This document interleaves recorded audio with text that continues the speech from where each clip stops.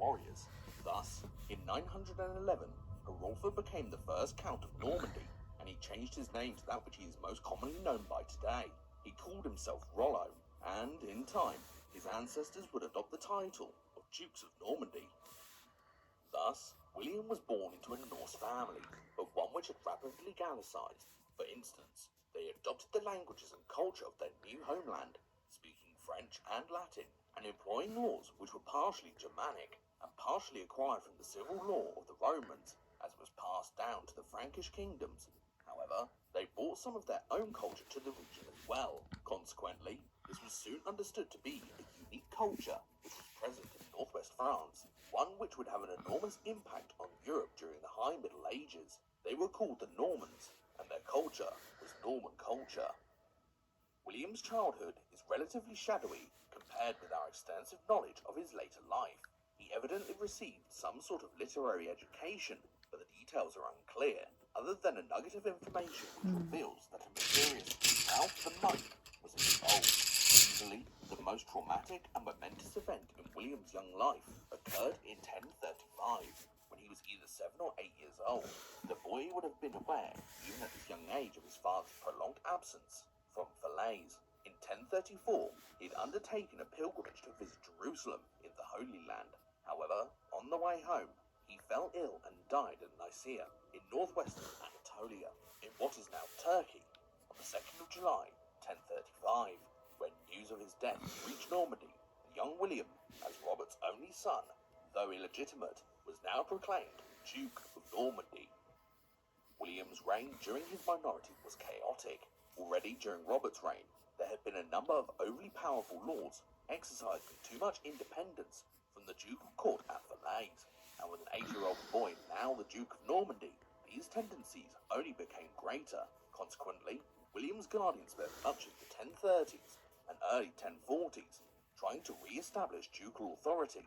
The situation even declined to the extent that William had to be moved around the Normandy region for his safekeeping.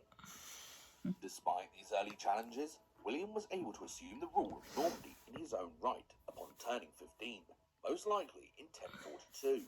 Thereafter, in the years ahead, he succeeded in re-establishing ducal authority throughout northwest France, aided to a great extent by the King of France, Henry I, and in around 1047, William managed to see off a series of challenges to his legitimacy when his cousin, Guy of Brion, claimed the duchy for himself. Having eventually defeated Guy, William then cemented his control of the region by appointing his half-brother, Odo, as Bishop of Bayeux in 1049, a major position in western Normandy. It is also at this time that we first hear regular mention in contemporary histories of figures such as William Fitzosborne and Roger de Montgomery. As acting as William's advisors, these men would advise William for many years to come, and their appearance in the historical record at this time gives the impression that a stable and coherent government had been formed in the late 1040s. Thus, by mid-century, William had strengthened his control over Normandy and ended the instability which had characterized the region since the early 1030s. Having done so, William's thoughts turned to securing his line. In 1050, he married Matilda of Flanders, the daughter of Count Baudoin of Flanders. In what is now southern Belgium, Baudoin was one of the most powerful rulers in northern Europe at the time, and the marriage was a major diplomatic coup for William. In time, the union would result in 4 sons, Robert, Richard, William, and Henry, and his 5 daughters, Adelaida, Cecilia, Matilda, Constance, and Adela. 2 of these sons would sit on the throne of England in time to come. William's career subsequent to 1050, and the events which have made him one of the major figures in English history, must be assessed in light of developments in England as far back as the 1010s. In 1013, Sweyn Forkbeard, the King of Denmark and ruler of the Danes, a Norse people who had been raiding Britain extensively since the 980s, conquered England and usurped the throne from King Ethelred, the head of the Wessex line of kings, although Ethelred quickly fought back and resumed the kingship in 1014. He died in 1016, making his son, Edmund Ironside, the new king. However, Edmund was now cast into a new war with the son of Sweyn Forkbeard, Canute. By the end of 1016, Canute had managed to seize control of much of England from Edmund, and when the Wessex king died in November, Canute proclaimed proclaimed himself King of all England, a powerful ruler who now reigned over a North Atlantic empire stretching from England east to Denmark and north to Norway. He would rule until 1035 and was remembered as Canute the Great. Despite Canute's ascendancy, the Wessex line was not wholly defeated. In 1016, Ethelred's other son and Edmund Ironside's brother, Edward, fled with the rest of the family across the English Channel. They found refuge at the court of the Dukes of Normandy, where they acted as kings of England in exile and were afforded many honours by William's grandfather and father in the 1020s and 1030s. Then, in the early 1040s, just as William was entering his early manhood and preparing to rule in his own right, the situation changed again in England. Canute was succeeded in 1035 by his son, Harold Harefoot, who subsequently died in 1040, only to be succeeded by another son of Canute's, Arthur Canute. However, Arthur Canute was a young man without an heir who was already suffering from some unspecified illness, possibly tuberculosis. Accordingly, in 1041, he made preparations for the succession should he die. His dispensation for England was that Edward, now known by the byname the Confessor, owing to his religious piety, would return from Normandy and succeed him as King of England, should he die without procuring an heir. This subsequently occurred the following year. Thus, the Wessex line of kings was restored in England in 1042. Edward did not quickly forget the support he had received from the Dukes of Normandy and the honours they had been afforded in northern France throughout his and his family's long exile in the quarter of a century after 1016. Although there is substantial controversy over these events, it is very possible that in 1051, when a crisis arose in England between Edward and the powerful Anglo-Danish house of Godwin, the king promised William of Normandy that he would succeed him as King of England following his death, Edward being without a legitimate heir and largely leading a celibate life. There is substantial reason to believe that this promise was actually made in 1051. Many of our most important sources for William's life attest to it. For instance, the Gesta Wilhelmi, or Deeds of William, written by William of Poitiers around 1066, and the Gesta Normanorum Ducum, or Deeds of the Dukes of the Normans, compiled by William of Jumièges around 1070. Both include this version of events. However, these could be dismissed as having been written after William had made his claim to the throne of England and conquered the country, and as such, might be deemed politically biased. But there is also evidence from the Anglo-Saxon Chronicle, a long history of England in the Middle Ages, which predates William becoming king. Recent studies have proven that the relevant sections of the Chronicle detailing Edward's promise to William were written in the 1050s or early 1060s, before William became King of England. Consequently, the author would have had no political reason to include this version of events if it was not true. There is then every reason to believe that Edward did in fact make William his heir in 1051, and that the Norman Duke's claim to the throne of England was authentic and strong as a result. Whatever the truth of these matters, their material significance for William would not become a concern for another 15 years, as Edward lived well into the 1060s. In the interim, William faced further challenges at home in Normandy. Despite his earlier alliance with Henry I of France, William clashed with the French monarch on several occasions in the 1050s, a result of the splintered and decentralized power arrangement which predominated in France throughout the 11th century.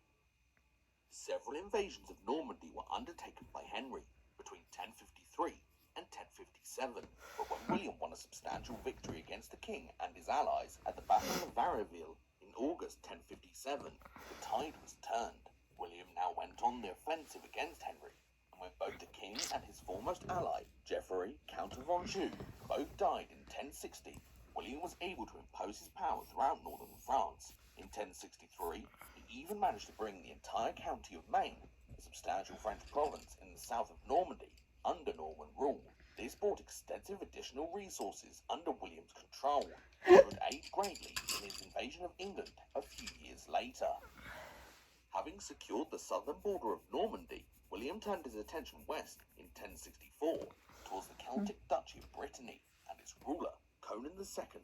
This resulted in the Breton-Norman War, which would last until 1066, eventually ending in something of a stalemate. But it is curious for having involved Harold Godwinson, Earl of Wessex in England, and the head of the powerful House of Godwin.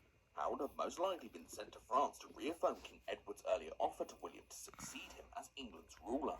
This time, William made Harold swear an oath that he would accept his succession. This latter event is vividly depicted on the Bayeux Tapestry, a 70-meter-long cloth tapestry produced in the 1070s and which still survives today.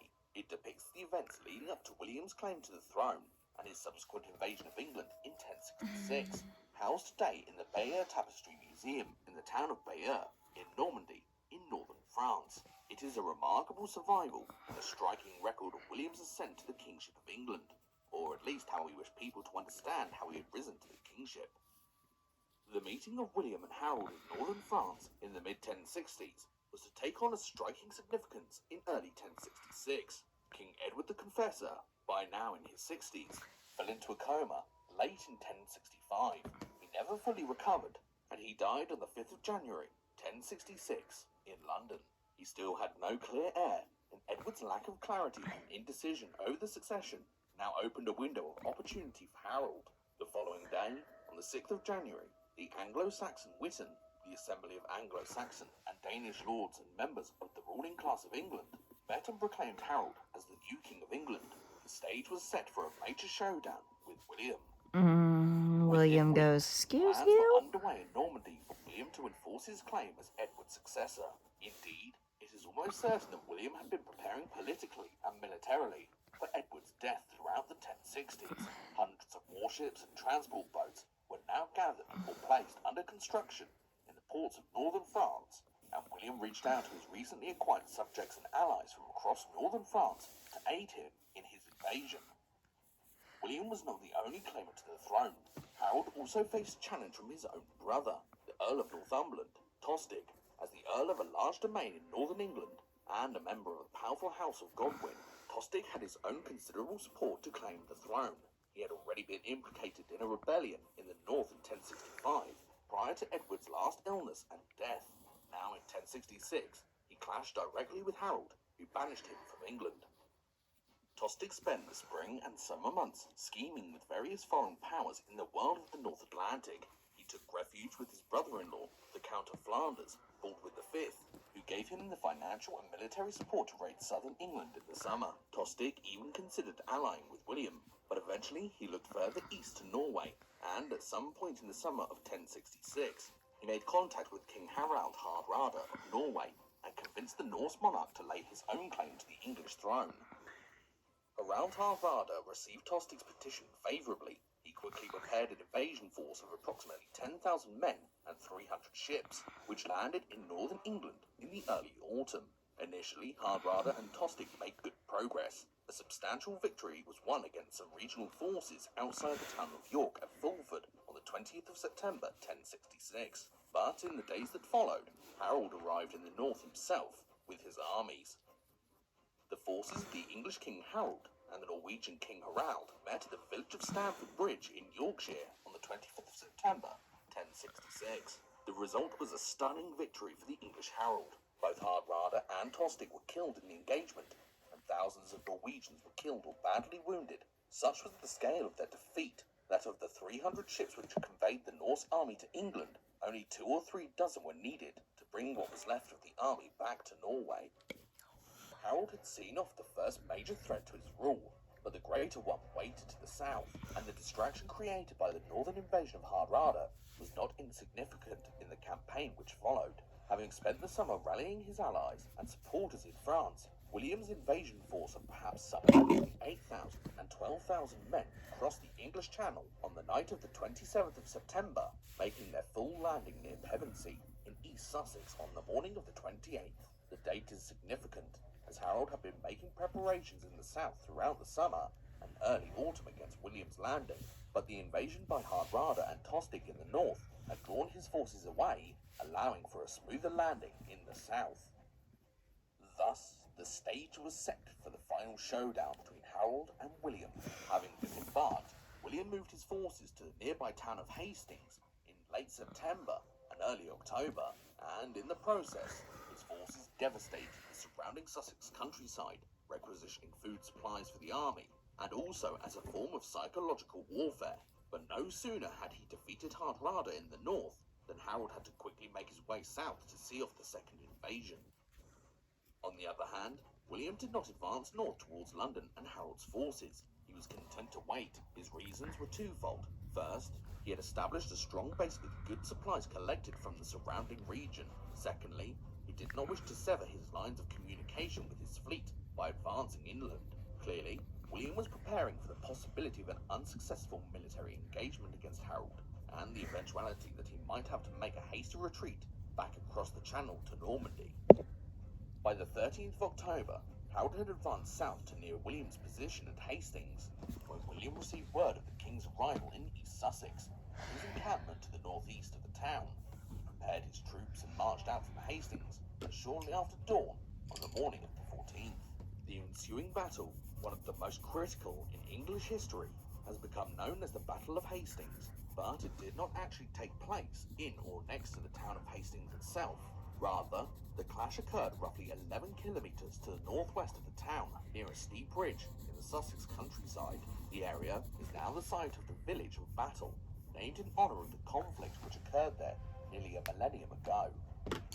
The exact specifics of how the battle played out are a matter of some dispute, not least because contemporary histories and accounts tended to greatly distort events for political reasons in the aftermath. For instance, the number of troops involved are usually exaggerated to a great extent. Nevertheless, historians today are agreed on the general facts of the battle. William brought at least 7,000 men with him out of Hastings, and perhaps as many as 10,000, a large proportion being Norman heavy cavalry, the elite warriors of 11th century Europe.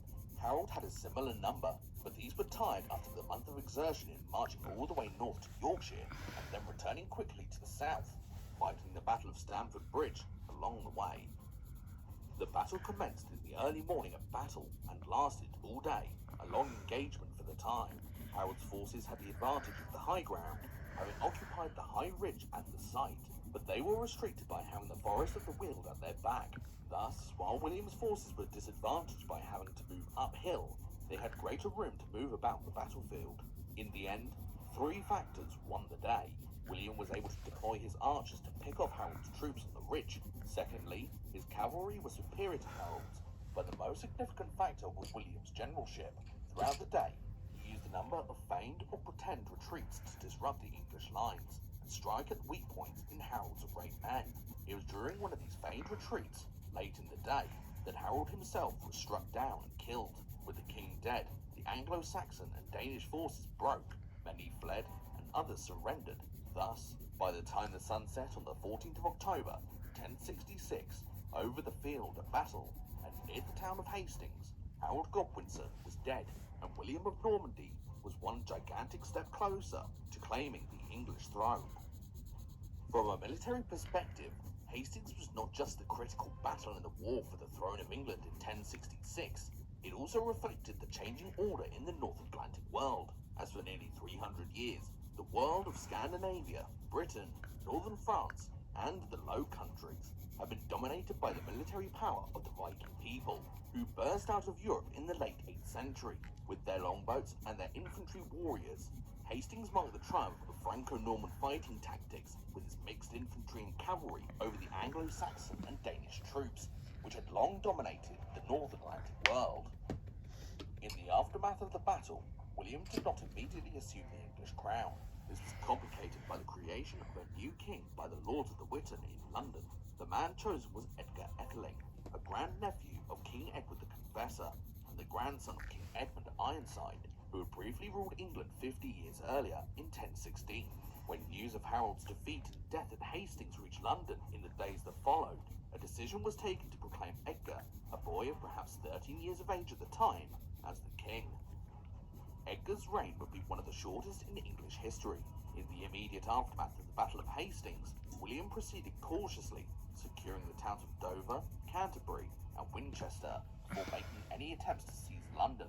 By this means, he secured the south and the Midlands and isolated the supporters of the puppet king in the capital. Just weeks later, as William's armies advanced towards London, the supporters of the young king made the decision not to continue the charade of pretending William could be resisted. The boy king and his supporters met with William not far from the capital in early December. Here, an agreement was reached which allowed Edgar to abdicate peacefully. This action and the seizure of London completely completed the initial Norman conquest. William of Normandy was crowned as King of England in Westminster Abbey on Christmas Day, 1066, and it is from this date that he ceases to be known as William of Normandy, but as William I, or, as he is more commonly known to history, William the Conqueror. It would be incorrect to suggest that the shift which occurred in England in 1066 was limited to a few set-piece battles and a change of ruler, after which things settled down again quite quickly.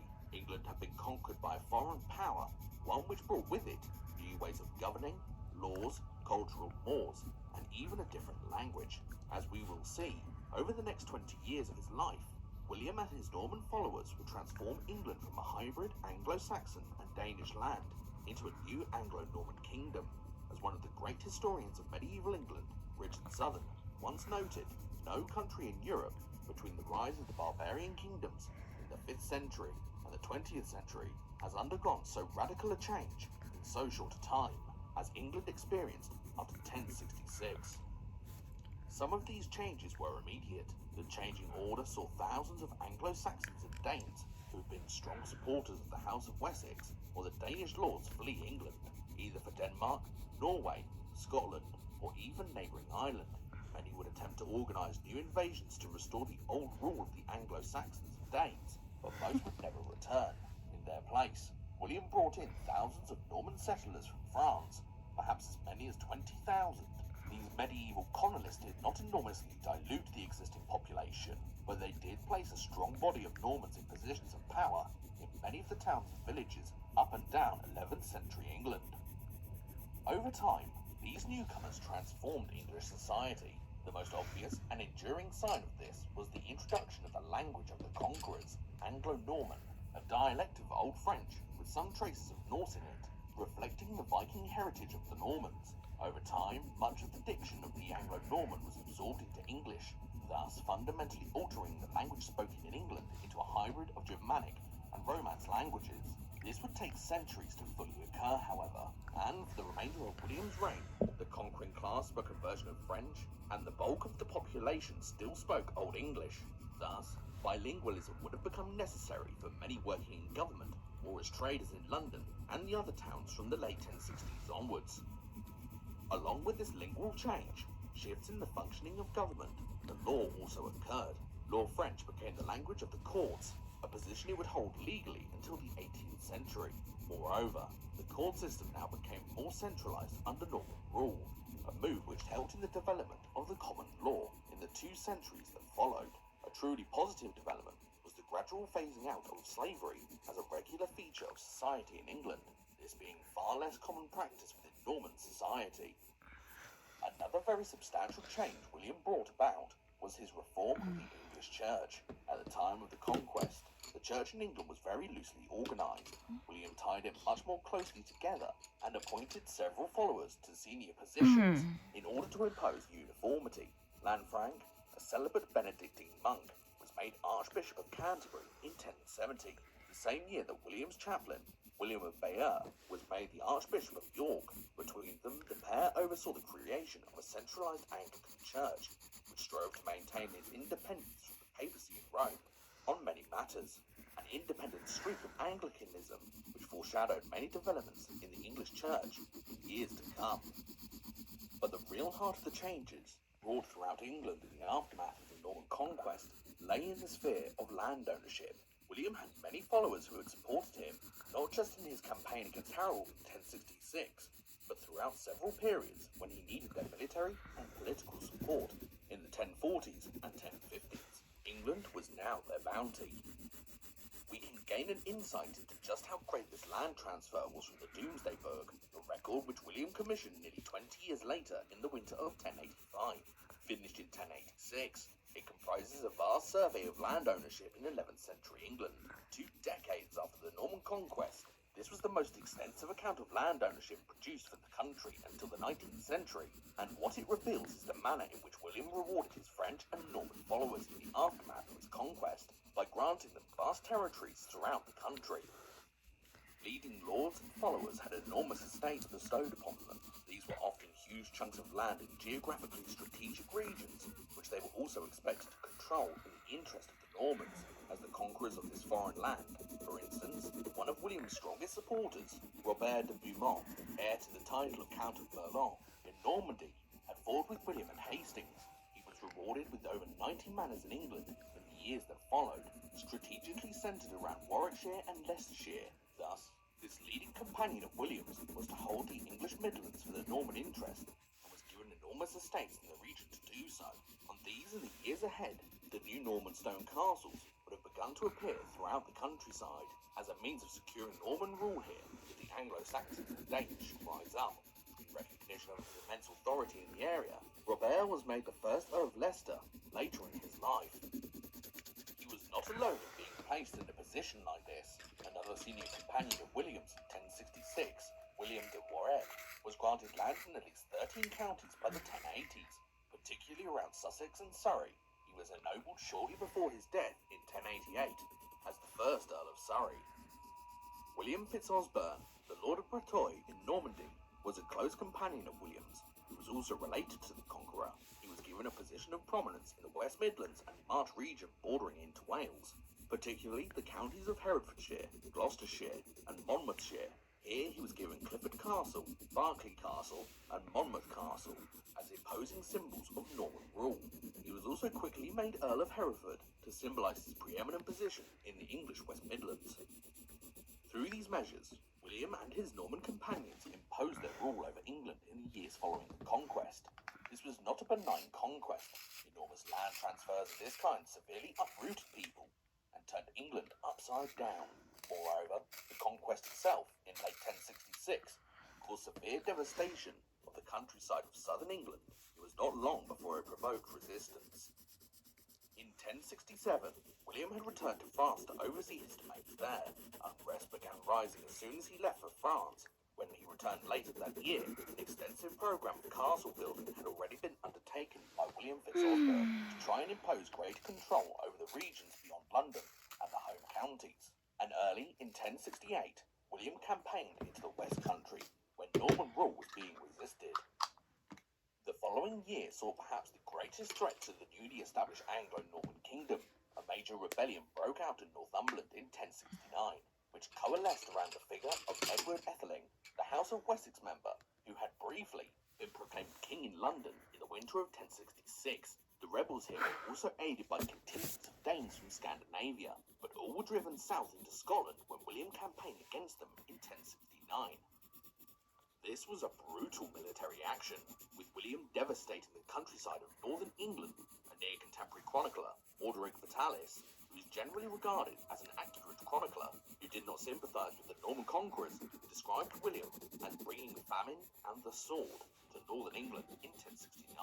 His description is corroborated by the evidence of the Domesday Book, which showed that land values here in the north of England were still enormously lower in the 1080s than they otherwise should have been, a sign of how much damage William and his followers inflicted on the region to suppress its independence.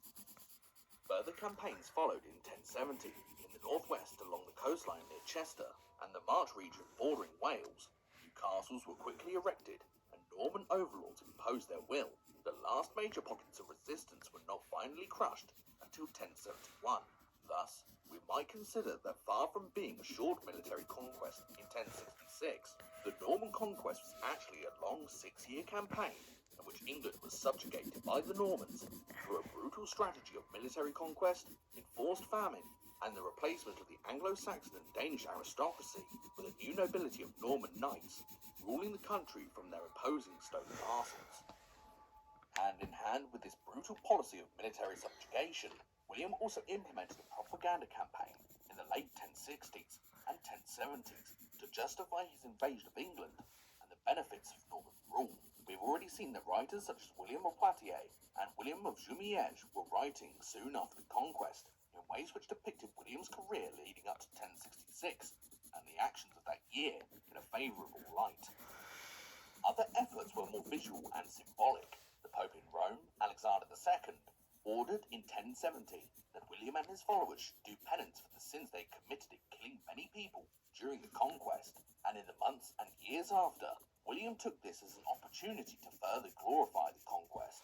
The penance he undertook was to order the construction of an abbey for the religious order of the Benedictines. It was to be built on the battlefield in the northeast of Hastings, where William had effectively won the throne of England in October 1066. The altar of the church within the abbey was apparently placed at the exact location where Harold had fallen during the battle. Dedicated to St. Martin, Battle Abbey was only completed after William's death, but is a striking example of Norman propaganda in England. More famous is the Bayeux tapestry previously mentioned. Its exact origins are not entirely clear, but it is assumed that this was commissioned either by William's wife, Matilda, or his half-brother, Odo, Earl of Kent and Bishop of Bayeux. The latter theory seems more likely, and if so, it was very likely that Odo had commissioned it to be placed in the newly built Bayeux Cathedral when it was consecrated in July 1077. Yet, even if Odo did commission it, it is highly unlikely that William was not aware of the project or had not granted it his seal of approval, because as a visual display of the official history of the Norman conquest standing in Bayeux Cathedral in 1077, the tapestry would have told William's subjects in Normandy the story he wished them to believe about how he had come to be King of England. In the aftermath of his final conquest of the country, William made clear his priorities in terms of his domains. They lay in France, and for the remainder of his life, some 15 years, he would spend approximately 4/5 of all of his time in Normandy and elsewhere on the continent, only returning to England for short periods of time.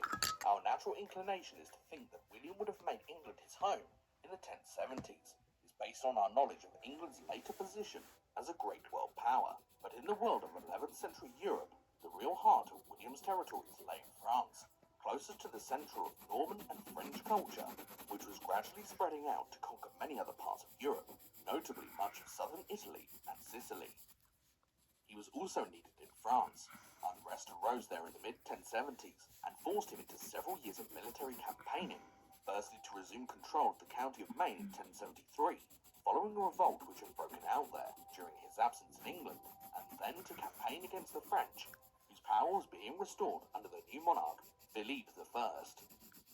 But the most pressing issue was a family dispute which arose between 1077 and 1080 between William and his eldest son and designated heir, Robert. William had left Robert in charge of Normandy when he had left for England in 1066, and the dispute might well have arisen as a result of disappointed hopes held by Robert that he would effectively rule the French duchy thereafter, with William living in and contenting himself with his new English domains. The conflict, though settled by 1080, foreshadowed rivalries that were to bedevil the family for years to come. War with Scotland in 1079 brought William back to England for an extended period of time in 1080 and 1081. No doubt the resulting military campaigns throughout Northumberland served to further destabilise a region which had already suffered greatly under Norman rule. It was also during this time that he travelled deep into Wales, firstly on a pilgrimage to St. David's in the extreme west of the country, but also as a means of imposing some sort of overlordship over the Welsh princes there, the first in no longer an intermittent process whereby English rule was established in Wales during the late Middle Ages. The final years of William's reign were in many ways an anticlimax after the heights of achievement seen in the 1060s, when the Normans had united so much of Britain and France under the rule of one man. A further conflict arose with Robert in 1084, which led to his exile from Norman court. He would not return during William's lifetime. The mid-1080s also saw an emergency arise within England over an expected invasion of the country by a joint force of Danes and Flemish troops under the King of Denmark, Canute IV, who sought to challenge William for control of the country. Demonstrating the callousness of the Normans towards their English subjects, the new lords of the country implemented a policy of scorched earth throughout eastern England in preparation for the invasion, the idea being to deprive any army which landed of crops and other supplies to sustain themselves. In the event the invasion never materialized, as Canute died in Denmark before it ever departed. But the Domesday Book attests to the manner in which East England was devastated by the Normans, who prized the military benefit of doing so over the damage it did to the communities who lived there. William spent Christmas 1085 at Gloucester, and it was while he was there that the Domesday Book was commissioned, more often called the Winchester Roll in its own day. As a result of being housed at Winchester, it gradually became known as the Domesday Book from the late 12th century onwards, the reference being to Doomsday in the sense of the finality it offered in its records of landholding in Anglo-Norman England. Portions of the text were brought to William while he toured some of southern England in 1086, but he would never never have seen the finalised text in the format in which it survives today at the National Archives of the United Kingdom at Kew in London, as it was not fully finished and collected together until after his death. It is fitting that one of the final acts of William's reign was to order its completion. The Domesday Book presented a striking picture of how the Norman conquest had transformed England, and of the 1,400 or so Anglo-Saxon and Danish tenants-in-chief who had formed the upper caste of landholders in England prior to 1066. Only two were still in place in 1086, when the Domesday Book was compiled. Several thousand free men and free women below these tenants-in-chief still held lands which their families had possessed prior to the conquest, where these now owed service and taxes in kind and cash to their new Norman overlords. Those who had been placed throughout England, who lived in the many stone castles which had been built in the 20 years since William of Normandy had become William I of England. William left England for the last time in the autumn of 1086. He returned to France, where his enemies on that side of the Channel, including the King of France, had yet again taken advantage of his absence in England to begin attacking his possessions in Normandy and elsewhere. In 1087, he stabilised the situation and then campaigned towards Paris. It would be his last military action in a life, which consisted for nearly 50 years of warfare. In July, while undertaking a siege of the town of Mont in the northwest of Paris, he became ill, possibly having suffered a riding accident which caused the pommel of his saddle to rip into his stomach. As a result of the injury, he was moved back north to Normandy, first to the town of Rouen, and then to the Abbey of Saint-Gervais, outside the town. It was here, on the 9th of September, 1087, at about 60 years of age, that the conqueror of England, the Norman who had united much of France and England under one ruler, finally died. In the days that followed, William's body was transported to Caen, where it was laid to rest in a tomb in the Abbey of Saint-Etienne. The succession was a more complicated matter. As early as 1063, William had designated his eldest son, Robert, as his successor as Duke of Normandy. However, the matter of the succession to the throne of England had never been fully resolved, and the falling out between William and Robert had suggested that Robert would not succeed him. Moreover, it was common practice amongst the Normans for multiple sons to split the inheritance from their father, but as the second son, Richard, had predeceased William and died in 1081, the next eldest was William, called William Rufus for his red beard.